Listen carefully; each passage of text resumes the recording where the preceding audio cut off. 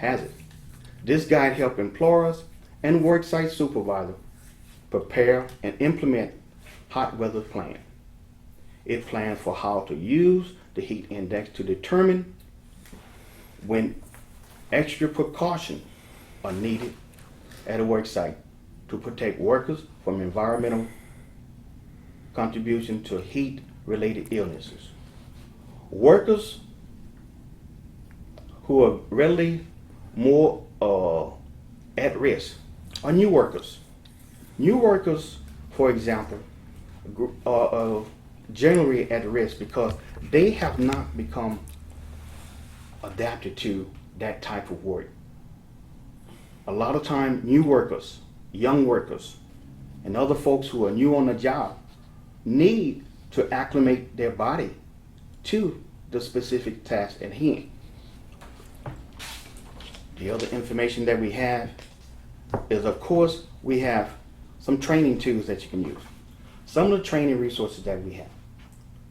Training guides for employees to train workers, provide tailgate, a toolbox talk. Of course, we all know the good of having a good tailgate and toolbox talk.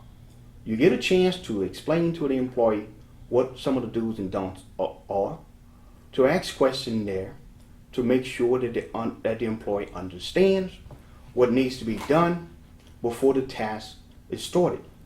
This is an opportunity for the workers to check, to make sure that they understand what is expected of them. So the toolbox talk is very important. It's both in English and in Spanish. The other information that we have is mainly media. We have various different types of media information. We have, of course, the press release when we launch the heat prevention campaign. We also have the Secretary of Labor public service announcement available on the media information. We have drop-in articles that you can take a look at. We also have drop-in articles on publication. And what you can see is that once you go into the website, you can see that we have media information in English on water, rest, and shade. We also have that information in Spanish that you can use. We also have information for that spell out posters such as stopping for water, keep you going, in English and in Spanish. So as you can see, based upon the information that we have, the heat campaign can be one of the most important things that we have. But if you do not go and visit the website and find out some of the things that you can do for your employees, you may be putting your employees at risk while on the job. One thing that we want you to go and know about, you can always call your local office.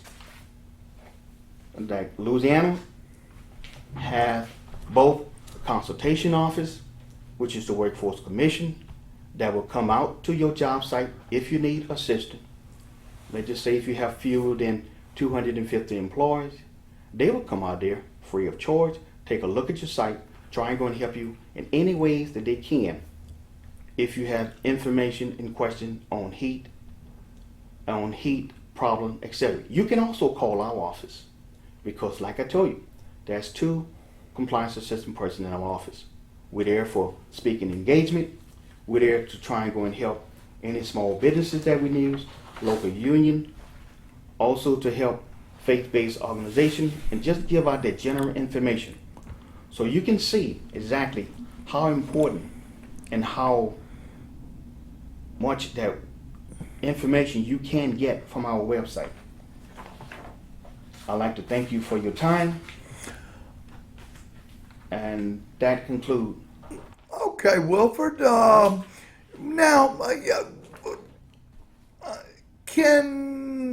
I know you gave the number for employers to call if they needed assistance and training for the heat and, the heat exhaustion that comes in the middle of summer in South Louisiana. And now, I guess we got to look at the other side too. Yes, sir. Say an employee has a problem and it's not being addressed by the company that he feels properly on the heat related issues.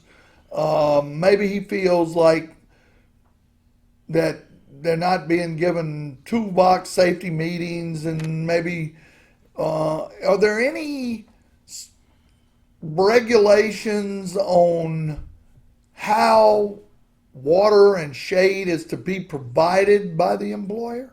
Well, one of the things that we have in the state of Louisiana, we also have what we call a local emphasis program. And that local emphasis program addresses heat-related problems.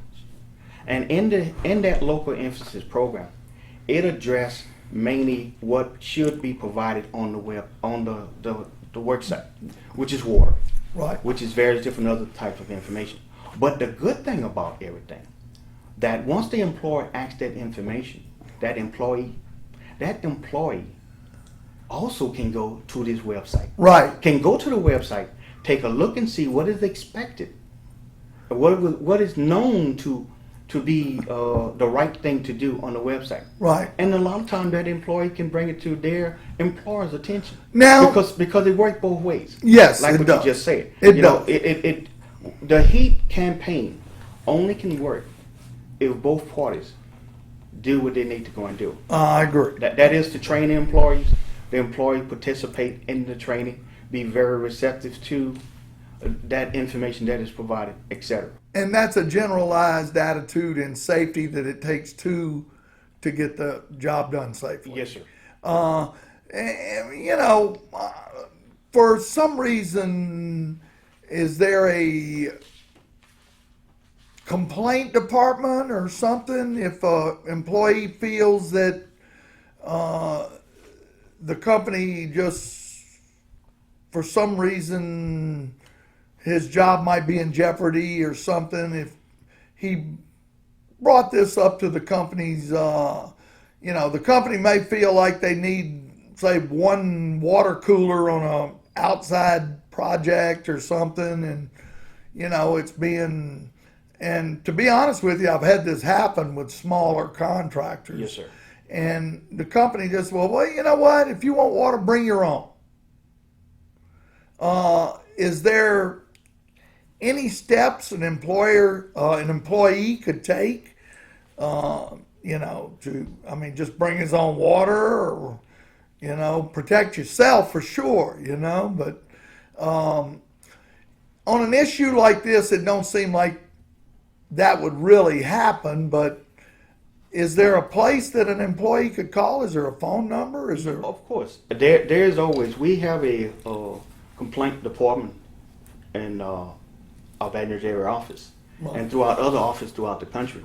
Folks can call in complaints, because what happened is we expect for employers to have water on site. Right. Adequate amount of water for the employees. If the employees don't have that water or whatever, sometimes employees do have called our office. Right. Oh, really? Give that number. You got that number? Oh, our number in the Baton Rouge area office is 225-298-5458.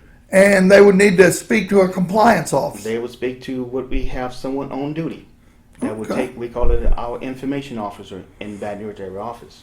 That person would take that information and of course write things down to try and check to see if or not if this is really happening. Because our major thing is, from a complaint, we're trying to address the issue. Get the problem fixed. Whenever you're talking about in the heat, you know, you need that water. You Right. know, the Secretary of Labor, Hilda Solis, and Dr. Michael, Assistant Secretary of OSHA, have stated that, you know, water, rest, and shade Right. is what we expect. Our people are out there in the field. Like I mentioned, we have our local emphasis program on heat illnesses. Right. Our folks are driving around the state whenever they see a site that people may be working on outside. There may be time they may stop. They may stop and make sure that the various different things that is expected there from our heat illness program, to see if or not these things are. Yeah, see So if not only that, to go and check to see from the heat campaign, because the good thing about once we try and get all this information out as from a media standpoint, the more listening audience like what you have, Right. the more employees can take it upon themselves to remind the employer. You know, Right. we may need a little bit more water at this time because yesterday we used all Right. the water up. And that- different thing it takes That shouldn't be a relationship. problem, though, right? It- You know. Very seldom that we have seen, but sometimes we have. Right, Yes, right. With that, I want to thank Mr. Wilford J. Abair. He's with the U.S. Department of Labor, Occupational Safety and Health Administration, OSHA, and they're located in Bluebonnet Center Boulevard, right? 9100 That's Bluebonnet correct. Center, Suite 201. And that's in Baton Rouge. And we thank you, Mr. Abair, for bringing this to light to our listeners. And, we hope to have you back to convey more information that's, worker related. That's what we do. We're Baton Rouge Labor Radio. And I want to, like I said, thank you for coming. And you got something? Yes. One other thing I'd like to say. Real is quick, that I Mr. kind of forgot. Abair. I'd like to tell the listening audience, please visit our website. Right. Give that On website. Water Rest Shade, www.osha.gov, because we're constantly updating that information. We may Okay. get new information, visit it, take a look at it, and I think you'll be pleased. I think the employer will be pleased to include the employees. Well, thank you, Mr. Abair.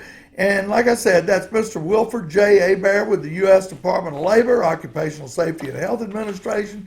And you've been listening to Baton Rouge Labor Radio. I'm Michael D. Day. We're proudly broadcast on WHYR 96.9. And Mr. Abair, that's 6 to 6:30 a.m. in the morning, if you're up that early. If not, you can catch some rebroadcasts, and this will be a rebroadcast on Facebook at Baton Rouge Local Number 198 or YouTube at www.youtube.com/Baton Rouge Labor Radio. And as we always say on Baton Rouge Labor Radio, if you work for free, you'll always have a job. Live better, work union. Have a nice day.